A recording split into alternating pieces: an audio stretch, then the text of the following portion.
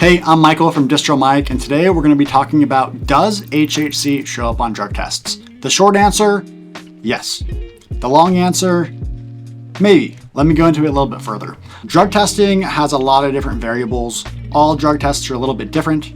And if you are getting drug tested for your work or for school or for some sort of sports thing, we definitely do not recommend consuming HHC, Delta-8, CBD, nothing. Do not consume any sort of cannabinoids if your job, your sports team, whatever is on the line, maybe you're on probation, definitely do not smoke or consume or eat HHC. Now the short answer or the longer answer of no, it will not show up on a drug test, that's where it gets a little finicky. HHC is technically not THC. However, it still is a cannabinoid. I do know of people that have smoked pure HHC, taken a drug test, and passed.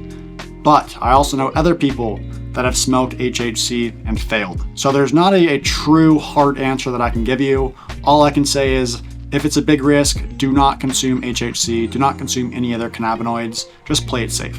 Now, if you're a risk taker and you wanna get high and you wanna maybe pass a drug test, HHC is going to be your best bet.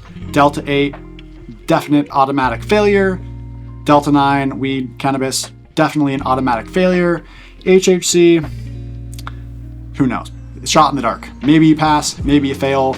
But if your work or your job or your sports team relies on you to pass a drug test, do not consume HHC.